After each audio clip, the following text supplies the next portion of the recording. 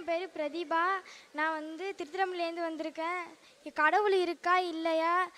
என்னை பொறுத்தவரையும் கடவுள் எங்கள் அம்மாவும் எங்கள் அப்பாவும் தான். அது தவிர கடவுள் இருக்கா இல்லையான்னு சொல்லுங்கள்.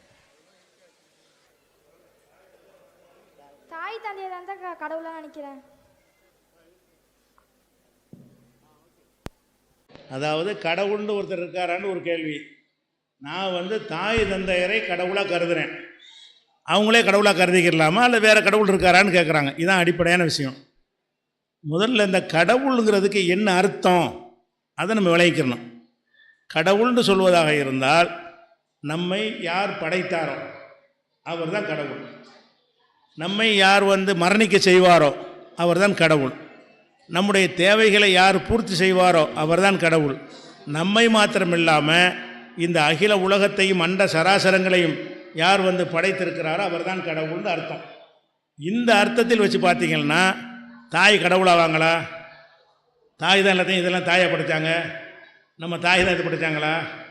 நம்ம தாய் தான் இந்த மண்ணாவடியை படைத்தாங்களா? இந்த பூமியை தாயாக படைத்தாங்க, தகப்பனை படைத்தார்.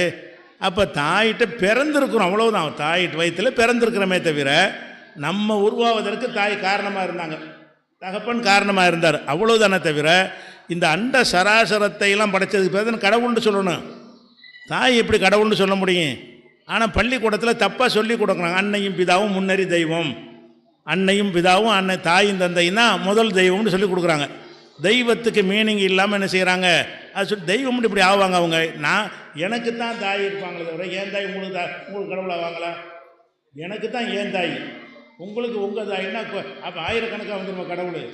அப்போ கடவுளுங்கிறது தாயின்னு ஒரே ஒரு ஆள் உலகத்துக்கு இருந்தால் கூட அவரை கடவுள்னு சொல்லலாம். தாய்ங்கிறது எனக்கு வேற, உங்களுக்கு வேற, உங்களுக்கு வேற, உங்களுக்கு வேற, அவருக்கு வேற, இவருக்கு வேற பிரிஞ்சிருக்கிறது. அப்போ என்னத்துக்காக சொல்கிறாங்கன்னா தாயை மதிக்கணுங்கிறதுக்காக வேண்டி தெய்வம்னு சொல்லி விட்டுறாங்க. எதுக்கு பொய்யா நீங்கள் தெய்வம்னு சொல்கிறீங்க? தாயை கவனிக்கணும்னு சொல்லி கொடுங்க, தாயை மதிக்கணும்னு சொல்லிக்கிடுங்க. நபிகள் நாயகன் சொன்னாங்க தாயின் காலடியில் சொர்க்கம்னு சொன்னாங்க. தாய்க்கு காலடி, தாய்க்கு பணிவிடை செஞ்சால் தான் நீ சொர்க்கத்துக்கு போக முடியும். சொர்க்கத்துக்கு போகிறதா என்ன செய்யணும்? தாயை கவனிக்கணும்னு சொன்னாங்க. அதை சொல்லி கொடுக்குறது ஓகே. தாயை கவனிக்கணும், நாங்கள் தாயை கவனிப்போம். தாய்மார்களை நாங்கள் முதியோர் இல்லத்தில் சேர்க்க மாட்டோம். முஸ்லீம்கள் தகப்பனை கொண்டே முதியோர் இல்லத்தில் சேர்க்க மாட்டாங்க. அந்தளவுக்கு நாங்கள் தாய் தந்தையரை மதிப்போம். மதிக்கிற விஷயம் வேறு. தாயும் தந்தையும் தெய்வம்னு இப்படி சொல்கிறது. தெய்வம்னா படைச்சிருக்கணும்ல, எல்லா அதிகாரமும் அவருக்கு இருக்கணும்ல. சரி, தெய்வம்னா தெய்வம் சாவலாமா? நம்முடைய தாய்மாரெலாம் செத்து போயிட்டாங்களே, எத்தனை பேர் செத்து போயிட்டாங்க, இல்லை நாளைக்கு செத்து போயிடுவாங்களே. எங்கள் அம்மா செத்து போயிட்டாங்க, தெய்வம் சாவுமா? என் தகப்பனார் செத்துட்டார், தெய்வம் சாவலாமா?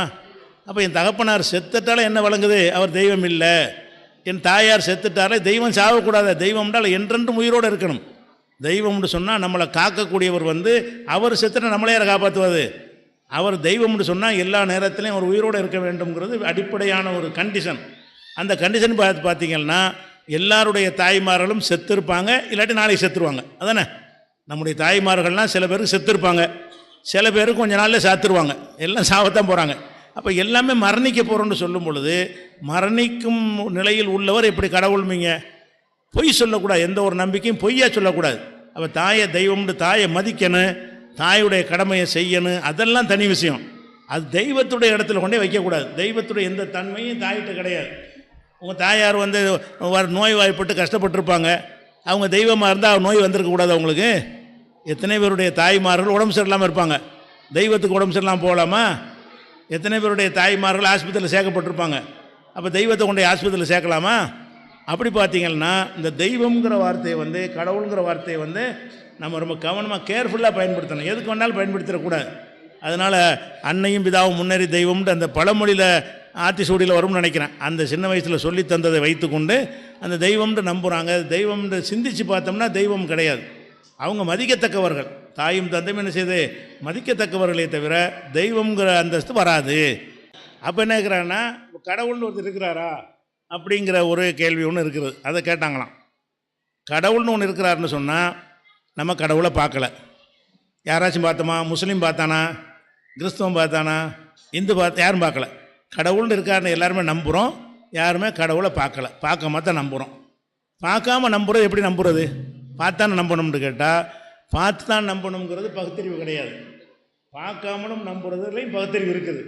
எப்படின்னு கேட்டால் இந்த மைக் இருக்குது, இதை நீங்கள் பார்த்துட்டீங்க. இதை செஞ்சவனை பார்த்தீங்களா?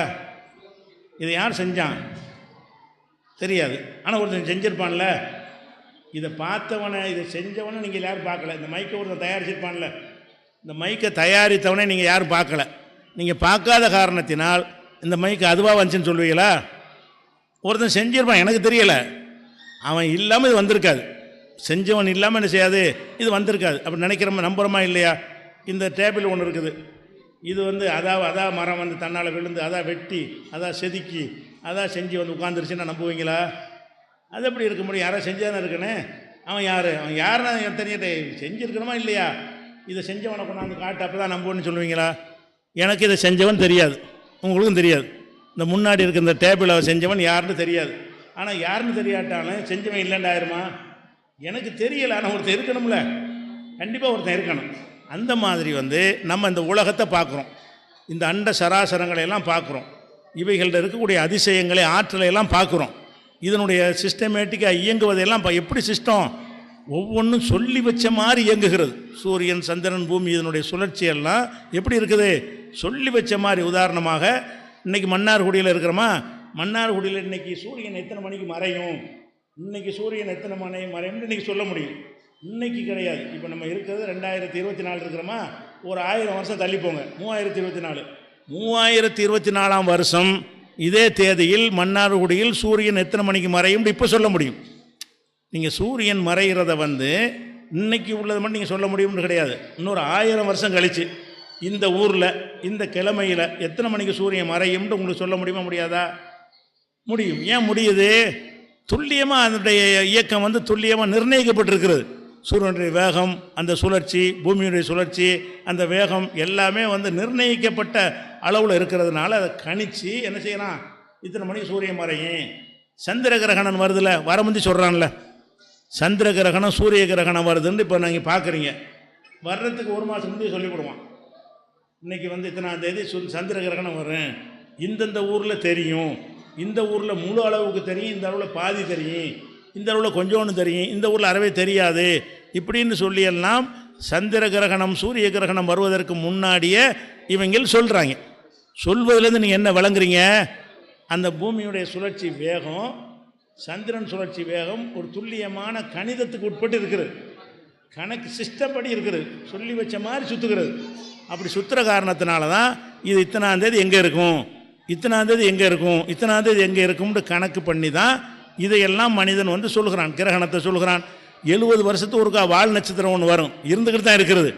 70 ஆண்டுக்கு ஒருக்கா வால் நட்சத்திரம் வந்து பூமிக்கு தெரியுங்கிறான், அதை சொல்லுவாங்க. இன்றைக்கி 70 வருஷத்துக்கு ஒருக்காக இந்த வால் நட்சத்திரம் வரும், அந்த நட்சத்திரம் இன்று வரப்போகிறது, நீங்கள் பாருங்கன்னு சொல்லுவான். 70 ஆண்டுக்கு ஒருக்கா வர்றது அடுத்த 70 ஆண்டு தான் வரும். இன்றைக்கி அது வந்துச்சுன்னு சொன்னால் அடுத்து 70 வருஷம் கழித்து தான் அந்த வால் நட்சத்திரம் நமக்கு நேரம் வரும், இருந்துக்கிட்டு இருக்காது. நம்ம பூமியிலேருந்து பார்க்குற விதமாக வருவது, இப்படியெல்லாம் கணக்கு பண்ணி என்ன செய்கிறாங்க, சொல்கிறாங்க. அப்போ இந்த பூமி, சூரியன், சந்திரன் இதனுடைய பிரபஞ்சம் முழுசுமே சொல்லி வச்ச மாதிரி இயங்குகிறது. சொல்லி வச்ச மாதிரி இயங்குதுன்னா இயற்கைன்னு சொல்லக்கூடாது. ஒரு கண்ணாடி கிளாஸ் எடுத்து தூக்கி போட்டு உடைச்சோம்னு வைங்க, சொல்லி வச்ச மாதிரி உடையுமா? பின்னாடி உடையும். ஒரு கண்ணாடி கிளாஸ் ஓங்கி அடிச்சேல்னு சொன்னால் உருண்டையாக உடையுமா? உடையாது. இது ஒரு முக்கோணமாக ஒன்று போகும், சதுரமாக ஒன்று போகும், பின்ன பட செல்களாக சிதறிப்போம். அப்போ தன்னால் உண்டானா பின்னாண்டு இருக்கும். ஒருத்தன் இருந்து செஞ்சால் என்ன செய்யும், சிஸ்டமாக கணக்காக சொல்லி வச்ச மாதிரி இருக்கும். இந்த பூமியுடைய அமைப்பை வச்சு பார்க்கும் பொழுது இது சீராக இருக்கிறது, இதனுடைய இயக்கம் எல்லாத்தையும் வச்சு பார்த்தோம்னு சொன்னால் எவனோ ஒருத்தன் இருக்கிறான், ஒருத்தன் இருந்து தான் இது செஞ்சுருக்க முடியும் அப்படின்னு நம்ம கண்டுபிடிச்சிக்கிறோம். அது போக வந்து விஞ்ஞானிகள் என்ன செய்கிறாங்கன்னா, அந்த எப்படி இந்த பிரபஞ்சம் உண்டானுச்சு அப்படிங்கிறத விஞ்ஞானிகள் ஆய்வு செய்கிறான். ஆய்வு செய்யும் பொழுது இந்த பூமி, சூரியன், சந்திரன்லாம் முந்தி இல்லையாம். எப்படி இருந்துச்சான், ஒரே ஒரு அணு இருந்துச்சான். ஒரு அணுண்டா என்னது, கண்ணுக்கு தெரியாத ஒரு துகள். ஒரு கடுகு இருக்குதுல்ல, அந்த கடுகுல 1000ல் ஒன்று வைங்க, அது அணுங்கிறது. ஒரு கடுகை எவ்வளோ சின்னது, அதை 1000 ஆக்குனா எவ்வளோ சின்னதாக இருக்கும், அந்த அளவுக்கு ஒரு அணு இருந்துச்சான். அது ஒரு நாள் திடீரென்று வெடிச்சிச்சான். வெடித்த உடனே வெடிப்பதுக்கு பேர் என்னது, பிக் பேங்னு சொல்கிறாங்க, வெடிப்பு கொள்கைங்கிறாங்க. விஞ்ஞானி சொல்கிற இதெல்லாம் விஞ்ஞானம் சொல்லக்கூடியது. அது வெடித்த உடனே அதிலிருந்து ஏராளமான சக்தி வெளிப்பட்டு, சக்தி வெளிப்பட்டு புகை மண்டலமாகி அப்படி விரிஞ்சிக்கிட்டே போகுதான். விரிஞ்சிக்கிட்டே போய் அங்கே ஒரு பகுதியில் வந்து அந்த அந்த துகள்கள்லாம் சேர்ந்து பூமியை மாறிக்கிருச்சான். இன்னொரு பக்கத்தில் உள்ள துகள்லாம் சேர்ந்து சூரியனை மாறிக்கிருச்சான். இன்னொரு பக்கத்தில் உள்ளலாம் சேர்ந்து சந்திரனை மாறிக்கிருச்சான். வெடித்து சிதறினதில் ஏற்பட்ட அந்த துகள்கள் தூசிகள் அங்கங்கே ஒன்றாக திரண்டு என்னவாயிடுச்சு, சூரியனாக சந்திரனாக செவ்வாய் எல்லாம் அந்த அணுக்குள்ளே தான் இருந்துச்சான். எல்லாமே ஒரு அணுக்குள்ளே தான் இருந்துச்சு. அந்த அணு வெடித்ததன் மூலமாகத்தான் இந்த பூமி அதுக்குள்ளே தான் இருந்துச்சான். அது வெடித்தவனை புகை மாதிரி வந்து என்ன செய்யுது, தூசி படலை மாதிரி வந்துச்சான். அது எல்லாத்தையும் இப்படி ஒன்றா திரட்டி ஒரு உருண்டையாக மாறிடுச்சு அப்படின்னு சொல்லி விஞ்ஞானிகள் இப்போ சொல்கிறாங்க. இப்படி தான் பூமி வந்துச்சுங்கிறான். இப்படி வந்துச்சுன்னு சொல்லும்போது அது எதுக்கு சொல்கிறான்னு கேட்டால், இதை வச்சு கடவுள் இல்லைங்கிற சொல்ல பார்க்குறான். அதை பார்த்தானே உண்டா வெடிச்சு தானே வந்துச்சுன்னு. சரி, வெடிச்சு தான் வந்துச்சு. அந்த அணு இருக்குல்ல, அந்த அணு எப்படி வந்துச்சு? முதல்ல ஒன்று இருக்குல்ல, இதெல்லாம் வந்து பூமி எங்கேருந்து வந்துச்சுன்னா அணுவில் வச்சுருவான். சூரியன் எங்கேருந்து வந்துச்சுன்னா அணுவில் வச்சுருவான். சந்திரன் எங்கே இருந்துச்சுன்னா அணுவில் வந்துச்சு. அந்த அணு எங்கேருந்து வந்துச்சு? ஒன்றும் இல்லாமல் இருந்து எப்படிப்பா வரும்? ஒன்று இருக்குன்னு சொன்னால் படைச்சவன் ஒருத்தர் இருக்கணும்ல.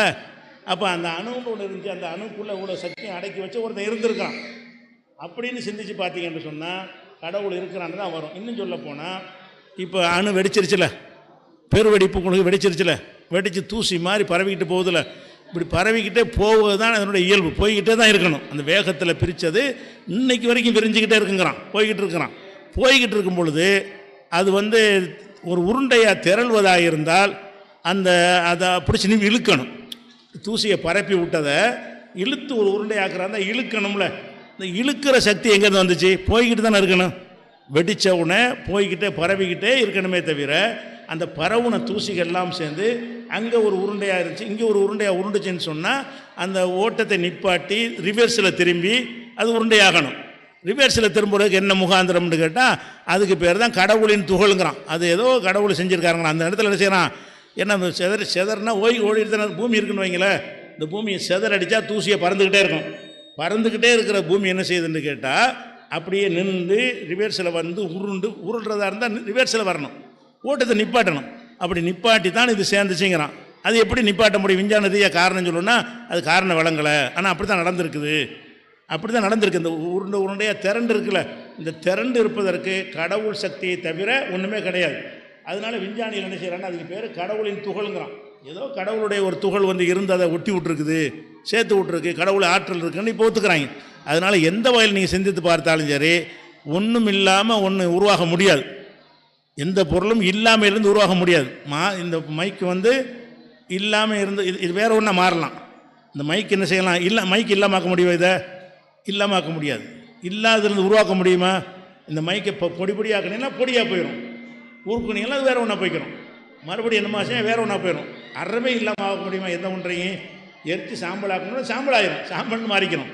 ஒன்றும் இல்லாமல் எதையும் ஆக்க முடியாது. ஒன்றும் இல்லாததுலேருந்து எதையும் உருவாக்க முடியாது. ஒன்றும் இல்லாமல் ஒன்றுமே இல்லை இப்படி உருவாக்க முடியுமா? என்னதையாச்சும்? அப்போ பொருள்களை வந்து மாற்றலாம், மறைக்கலாமே தவிர இல்லாததுலேருந்து எதையும் உருவாக்க முடியாதுன்னு பார்க்கும்போது, அப்போ இந்த பூமியை ஒன்றும் இல்லாமல் இப்படி உருவாகி இருக்க முடியும். அப்போ இதிலேருந்து ஒரு இறைவன் தான் இருக்கிறான், கடவுள் தான் இதை செஞ்சான்னு விளங்கிக்கிறோம். இந்த மாதிரி சிந்தித்து பார்த்து என்ன செய்யணும்? கடவுளை விளங்கிக்கொள்ளணும். இதெல்லாம் செஞ்சவன் யாரோ அவன் தான் இறைவன். இதெல்லாம் நம்ம தாய் தந்து செய்யலை. இந்த வேலையெல்லாம் நம்ம தாய் தந்து செய்யலை. அதனால் கடவுள் சொல்லக்கூடாது.